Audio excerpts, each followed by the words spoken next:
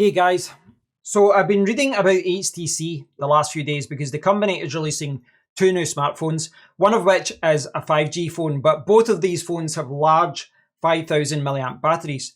Interestingly, they both have the same quad camera system at the back as well. Now, the one that appears to be the flagship phone, the U20 5G, isn't really a flagship phone. It doesn't have a top of the line Snapdragon CPU. It's got their mid-range 765G, which is not necessarily a bad thing. That CPU with the 5000 milliamp battery could mean that this is an absolute powerhouse when it comes to battery life. Now, as far as the design goes, I do like the fingerprint sensor at the back. I prefer that to the on-screen fingerprint sensor, but I think we can all agree that this is an old kind of design. This looks like a 2018, 2019 Android phone. There's nothing really here to help it sell. Not necessarily a bad thing. At the front, you've got the punch-out 32 megapixel selfie camera, and at the back, there is a 48 megapixel wide sensor, an 8 megapixel ultra wide, and then there's a 2 megapixel sensor for the depth camera and then for the macro camera. So that's your four cameras at the back. Now, this is obviously the Taiwanese website, but you can see some of the features.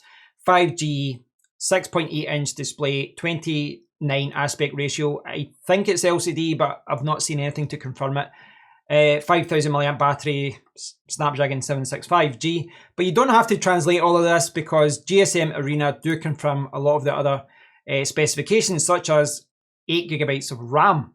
It doesn't have a headphone jack, but it does have a micro SD card slot. It has 18 watt charging, which is quick charge 4, but yeah, it's not 30 watts or 65 or anything like that. But for a mid-range CPU, that should be okay. Shouldn't be too bad. Now, I can't see anything officially about price, but someone did say here that the Taiwanese price is around $640.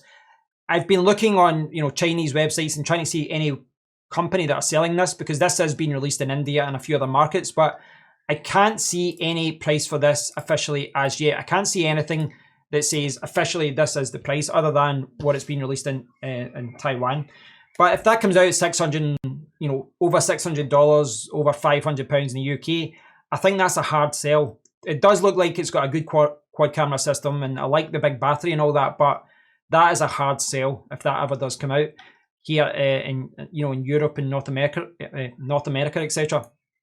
The other phone, well, it looks the same.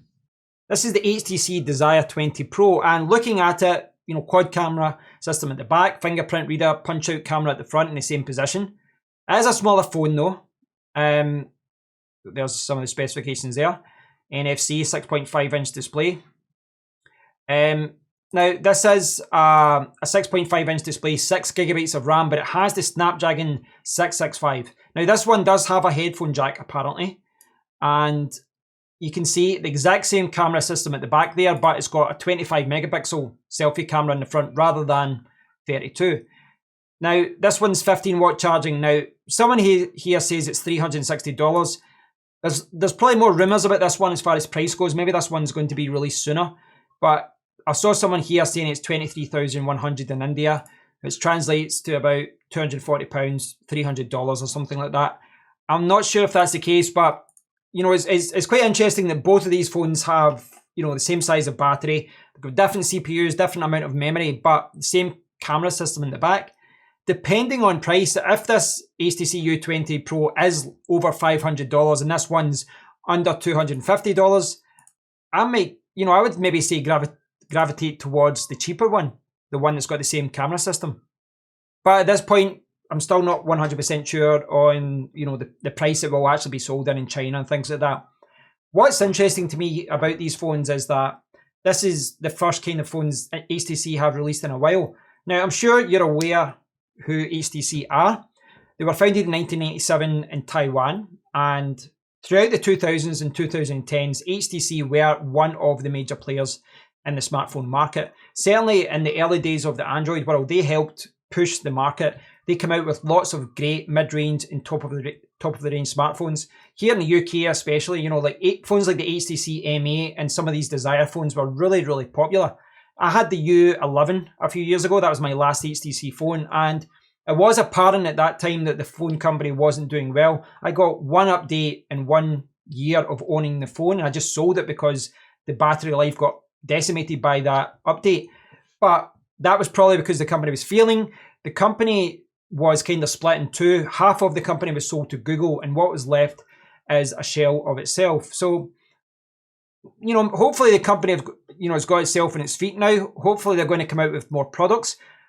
But it's clear that HTC are not trying to, even go for the top of the range market anymore. They don't want to compete with the top of the market. And to be honest, whilst it's good to see HTC come back, I do like competition.